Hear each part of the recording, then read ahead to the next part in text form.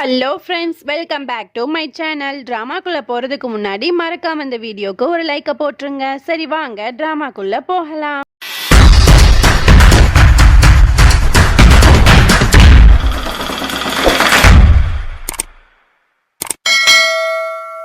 Starting சீன்ல அந்த மகுடி வாசிக்கிற பாம்பாட்டியை தான் காட்டுறாங்க. அவன் வந்து அனந்தநாகினிக்கு பயந்து ரொம்ப தூரம் ஓடி போய் ஒரு இடத்துல நிக்கிறான். அப்போ அந்த இடத்துக்கு அந்த பாம்பாட்டியோட சிஷியன் வந்து இந்த மாதிரி நான் வர்றதுக்கு லேட் ஆயிடுச்சுன்னு தாங்க உங்களோட மகுடி அப்படிங்கிற மாதிரி கொடுக்கும்போது, இவ்வளோ நேரம் நீ எங்கடா போன அப்படிங்கிற மாதிரி அந்த பாம்பாட்டியும் கேட்கறான். உடனே அதுக்கு அவன் சொல்றான், இல்ல இந்த மாதிரி நான் மகுடி எடுக்க வீட்டுக்கு போகும்போது என்னை யாரோ லாக் பண்ணிட்டு வந்துட்டாங்க, அதனாலதான் எனக்கு இவ்வளோ டைம் ஆயிருச்சு அப்படிங்கிற மாதிரி அந்த சிஷியனும் சொல்றான்.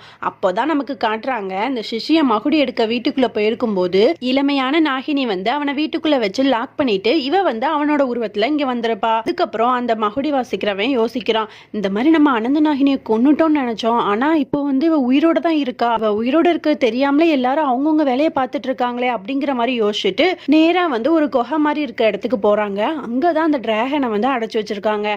அந்த டிராகனுக்கு சாப்பாடு போட்டுக்கிட்டே இந்த பாம்பாட்டியும் யோசிக்கிறான், நம்ம வாசிக்கிற மகுடி சவுண்டுக்கு இந்த அனந்த நாகினியை அடங்க மாட்டா, அப்போ இந்த டிராகனுக்கு அடங்கிதானே ஆகணும் அப்படிங்கிற மாதிரி அவனும் யோசிச்சுட்டு இருக்கான்.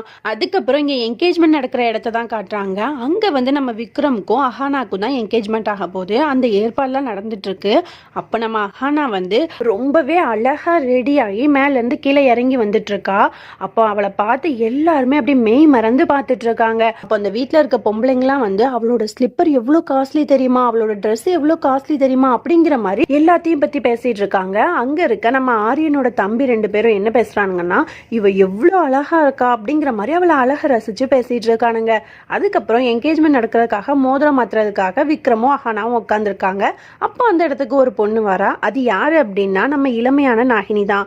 அவ உள்ள என்ட்ரி ஆனோன்னு நம்ம அஹானா சொல்றா, இது என்னோட பிஏ அப்படிங்கிற மாதிரி சொல்றா. அந்த இளமையான நாகினி வந்து உருவத்தை மாத்திட்டு பிஏ மாதிரி வந்து இப்போ வந்து ஆக்ட் பண்ணிட்டு இருக்கா.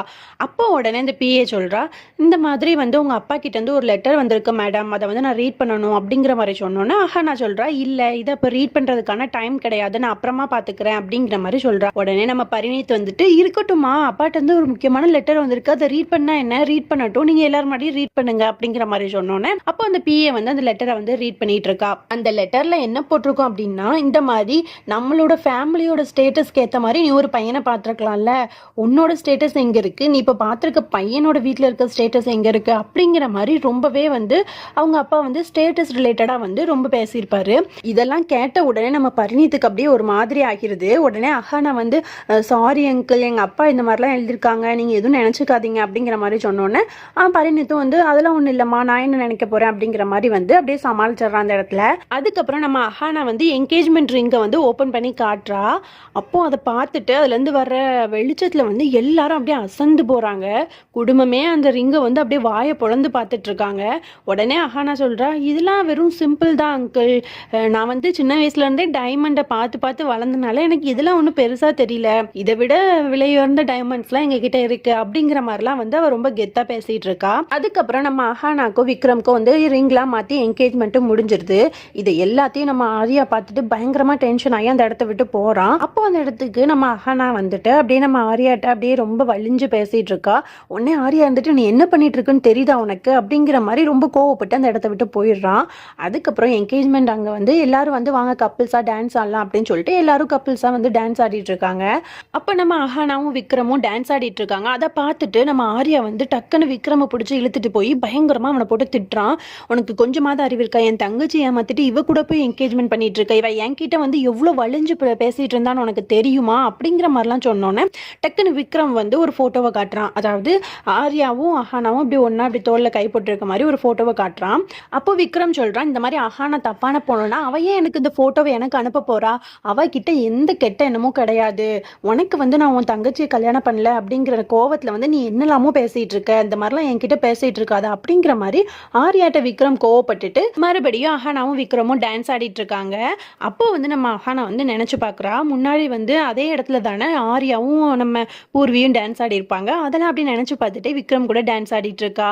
அதுக்கப்புறம் அந்த சித்திக்காரி இருக்கால, அவளையும் பர்வேஷையும் தான் காட்டுறாங்க. அவங்க 2 பேரும் தனியா போயிட்டு ரொமான்ஸ் பண்ணிட்டு இருக்காங்க. இதை நம்ம அஹானா நோட் பண்ணிட்டு அப்படியே வந்து அந்த சித்திக்காரியோட உருவத்துல மாறிட்டு கீழே வந்து எல்லாரும் டான்ஸ் ஆடிட்டு இருப்பாங்க. அப்போ அவ ஒரு மாதிரி ஹாட்டா வந்து அப்படியே எல்லா பசங்களையும் கூப்பிட்டு ஒரு மாதிரி வந்து டான்ஸ் ஆடிட்டு இருக்கா. இது எல்லாத்தையும் பார்க்கும்போது அந்த சித்திக்காரியோட ஹஸ்பண்டுக்கு வந்து பயங்கரமா டென்ஷன் ஆகுது. அதுக்கப்புறம் அந்த உண்மையான சித்திக்காரி வந்து மாடியில இருந்து இறங்கி வர்றத நம்ம அஹானா பார்த்துட்டு அப்படியே அந்த இடத்த விட்டு அப்படியே நகண்டு போயிடுறா. அதுக்கப்புறம் உண்மையான சித்திக்காரிய வந்து அந்த பசங்க எல்லாம் வந்து வாங்க இன்னும் டான்ஸ் ஆடுவோம் அப்படிங்கிற மாதிரி பிடிச்சி இழுத்து ஒரு மாதிரி டான்ஸ் ஆடிட்டு இருக்கானுங்க. இதெல்லாம் பார்த்தா அந்த ஹஸ்பண்ட் காரன் இன்னுமே பயங்கரமா டென்ஷன் ஆகி அவளை பயங்கரமா எல்லாரும் முன்னாடியும் திட்டி விட்டுட்டு அவளை வந்து அங்க இருந்து அவன் வீட்டுக்கு வந்து கூட்டிட்டு போயிடுறான்.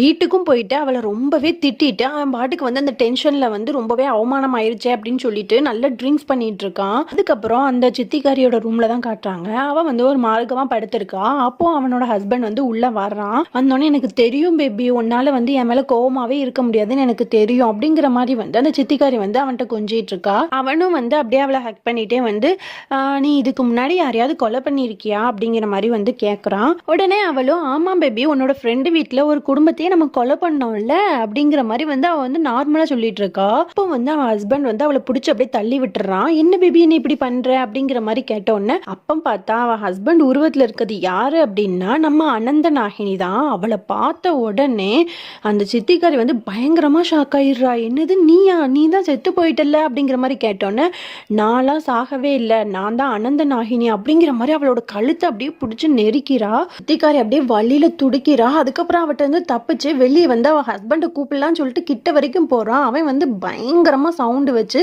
சாங் கேட்டுட்டே வந்து அப்படியே குடிச்சிட்டு இருக்கான். இந்த சித்திக்காரி வந்து அப்படியே வழியிலே வந்து அவன் ஹஸ்பண்டை கூப்பிடுறதுக்கு கிட்ட வந்துடுறா. அப்ப நம்ம அஹானா வந்து கத்திய வச்சு அவளை மிரட்டி அந்த இடத்தை விட்டு வெளியே கூட்டிட்டு போயிடுறா. அப்போ அந்த சித்திக்காரி வந்து பயந்து அலறி அடிச்சு ரோட்ல ஓடிட்டே போறா. அப்ப நம்ம அஹானா வந்து நாகினியோட உருவத்துக்கு வந்து அவளை பிடிச்சு அப்படியே பயங்கரமா அடிச்சு போட்டுறா. அந்த சித்திக்காரியோட உடம்ப அப்படியே தன்னோட வால்ல சுத்தி அப்படியே அவளை நெரிச்சு திரும்பவும் அவளோட ரூம்குள்ளே தூக்கி வீசிடுறா. அவ வந்து அப்படியே ரத்த வெள்ளத்துல வந்து உயிருக்கு போராடிட்டு இருக்கா. அப்போ நம்ம அனந்த நாகினி ரூம்குள்ள வந்து இந்த மாதிரி என்னோட குடும்பத்தையா நீங்க கொலை பண்ணீங்க, உங்க யாரையுமே நான் சும்மா விட மாட்டேன் அப்படின்னு சொல்லிட்டு அவளை வந்து அப்படியே கத்திய வச்சு குத்தி கொலை பண்ணி போட்டுடுறா. அஹானாவும் அதுக்கப்புறம் அவன் ஹஸ்பண்டோட உருவத்துக்கே மாறி கீழே போறான். அந்த உண்மையான ஹஸ்பண்ட் வந்து ரூம்ல வந்து பார்த்துட்டு பயங்கரமா ஷாக் ஆகி நின்றுட்டு இருக்கான். அவ ஹஸ்பண்டோட உருவத்துல இருக்க நம்ம அஹானா என்ன பண்றான்னா அவளோட ட்ரெஸ்ல ஃபுல்லா ரத்த கரையா இருக்கு. அதோடய வீட்டுல இங்கேயும் அங்கேயுமா வந்து அலைஞ்சிட்டு இருக்கா. எதுக்காக அப்படின்னா சிசிடிவி கேமரால வந்து அது எல்லாமே ரிஜிஸ்டர் ஆகணும் அப்படின்னு சொல்லிட்டு அவன் அந்த மாதிரி வந்து பண்ணிட்டு இருக்கா. அப்பதான் அவன் ஹஸ்பண்ட் வந்து கொலை பண்ணா அப்படிங்கிறது வந்து ப்ரூவ் ஆகும் அப்படின்னு சொல்லிட்டு இந்த மாதிரிலாம் வந்து அஹானா பண்ணிட்டு இருக்கா. அப்படியே இந்த ரூம்ல காட்டுறாங்க. அந்த உண்மையான ஹஸ்பண்ட் என்ன பண்றான்னா வயிற்றுல இருக்க இப்படி கத்தியை எடுக்கிறான். அந்த இடத்துக்கு போலீஸ்லாம் வந்து அந்த உண்மையான ஹஸ்பண்டையும் வந்து அவன் தான் கொலை பண்ணி போட்டுட்டான் அப்படின்னு சொல்லிட்டு அவனை வந்து அரெஸ்ட் பண்ணியும் கூட்டிட்டு போயிடுறாங்க. இது எல்லாமே நியூஸ்ல வந்துட்டு இருக்கு. இதை வந்து அந்த பரிணித்தோட ஃபேமிலியில இருக்க எல்லாரும் பார்த்து பயங்கரமா ஷாக் ஆயிட்டு இருக்காங்க.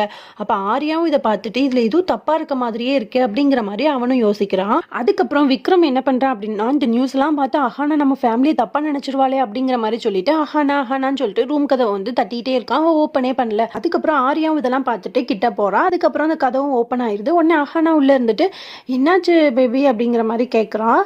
உடனே அதுக்கு விக்ரம் சொல்றான் நீ வந்து எல்லா நியூஸையும் பார்த்துட்டியா, நீ எதுவும் தப்பா நினைச்சுக்காத அப்படிங்கிற மாதிரி சொன்னோன்னே என்ன நியூஸ் எனக்கு எதுவுமே புரியலையே அப்படிங்கிற மாதிரி அவ எதுவுமே தெரியாத மாதிரியே ரியாக்ட் பண்ணிட்டு இருக்கா.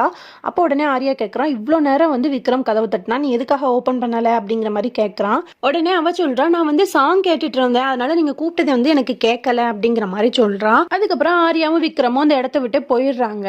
அதுக்கப்புறம் ஜெயில தான் காட்டுறாங்க. அவனை வந்து பிடிச்சி லாக்அப்லயும் போட்டுறாங்க. அப்போ அவனுக்கு அந்த லாக்அப்குள்ள வந்து ஏதோ ஒரு பொண்ணோட உருவம் மாதிரி தெரியுது. யாரு நீ அப்படிங்கிற மாதிரி கேட்கறான். அப்போ அந்த உருவம் வந்து அப்படியே வெளிச்சத்துக்கு வருது. பார்த்தா அவனோட ஒய்ஃப் தான் அப்படியே ரத்த வெள்ளத்துல நின்றுட்டு இருக்கா. உடனே நீ எப்படி இங்க, இது வாய்ப்பே இல்லை, நீ தான் செத்து போயிட்டியே அப்படிங்கிற மாதிரி கேட்கறான். உடனே அதுக்கு அந்த பொண்ணு சொல்றா ஆமா நான் செத்து போயிட்டேன், ஆனா எனக்கு கொன்னது நீ தானே அப்படிங்கிற மாதிரி அவன் வந்து சொல்றா. உடனே இல்ல நான் உன்னை கொல்லல அப்படிங்கிற மாதிரி அவன் வந்து பயங்கரமா கத்துறான். அதுக்கப்புறம் அந்த பொண்ணு சொல்றா ஆமா நீ என்ன கொல்லல, ஆனா இன்னொரு பொண்ணை கொன்னல அப்படிங்கிற மாதிரி டக்குன்னு வந்து பூர்வியோட உருவம் உருவம் வருது. இதை பார்த்தோன்னா வந்து அவன் பயங்கரமா கத்த ஆரம்பிக்கிறான். அதுக்கப்புறம் போலீஸ் கிட்ட போய் என்ன லாக்அப்ல இருந்து வெளியேடுங்க வெளியேடுங்க அப்படிங்கிற மாதிரி அவன் பைத்தியம் மாதிரி கத்திட்டு இருக்கான். அப்போ நம்ம அஹானா வந்து பாம்போட உருவத்துக்கு மாறி அந்த ஜெயில இருந்து வெளியே வந்து கார்ல வந்து வீட்டுக்கு போய்கிட்டு இருக்கா. அப்போதான் நமக்கு காட்டுறாங்க இவன் வந்து இங்க கார்ல வந்துட்டு இருக்கா. அப்ப ரூம்ல இருந்தது யாரு அப்படிங்கிற மாதிரி நமக்கு காட்டுறாங்க. அங்க வந்து அந்த இளமையான நாகினி தான் அஹானாவோட உருவத்துல வந்து அங்க இருந்திருப்பா. யாருக்கும் அஹானா மேல சந்தேகம் வரக்கூடாது அப்படிங்கிறதுக்காக இப்படி பிளான் பண்ணியிருப்பாங்க. அதுக்கப்புறம் நம்ம ஆர்யா வந்து பயங்கரமா யோசிச்சுட்டே வந்து வந்துட்டு இருக்கான். அப்ப அந்த இடத்துல நம்ம அஹானாவும் பாம்பா மாறி வந்துட்டு இருக்கா. அப்ப டக்குன்னு ஆர்யா திரும்பி பாக்குறான். பார்த்தா அஹானா வந்து எதிர்த்தாப்புல வந்து காஸ்டியூம்லாம் சேஞ்ச் பண்ணி நடந்து வந்துட்டு இருக்கா. உடனே ஆர்யா வந்துட்டு என்ன இவ இப்பதானே ரூம்ல இருந்தா அதுக்குள்ள இப்படி ட்ரெஸ் சேஞ்ச் பண்ணிட்டு இந்த பக்கம் வந்துட்டு இருக்கா, எனக்கு ஒண்ணுமே புரியல அப்படிங்கிற மாதிரி ஆர்யா மனசுக்குள்ள நினைக்கிறான். உடனே ஆர்யாவும் நீ இப்பதானே ரூம்ல இருந்த அதுக்குள்ள எப்படி நீ இங்க வந்த அப்படிங்கிற மாதிரி அவகிட்ட கேள்வி மேல கேள்வி கேட்டுக்கிட்டு இருக்கான். உடனே அந்த இடத்துல விக்ரமும் வந்துட்டு இருக்கான் எதிர்த்தாப்புல. உடனே அஹானா வந்துட்டு இங்க வாங்க விக்ரம், இங்க பாருங்க உங்க ஃப்ரெண்டு என்கிட்ட எப்படிலாம் பேசுறாங்க, என்கிட்ட கேள்வி மேல கேள்வியா கேட்டுட்டு இருக்காங்க, இவங்களுக்கு என்னதான் ஆச்சுன்னு கேளுங்க அப்படிங்கிற மாதிரி அவ சொன்ன உடனே விக்ரம் வந்து பயங்கரமா ஆர்யாவை திட்டி விட்டுட்டு அந்த இடத்துல இருந்து போயிடுறான். அஹானாவும் அப்படியே நின்று பார்த்துட்டு இருக்கா. இதோட நம்ம இந்த எபிசோட முடிச்சுக்கலாம். நெக்ஸ்ட் எபிசோட்ல பார்க்கலாம். பாய்.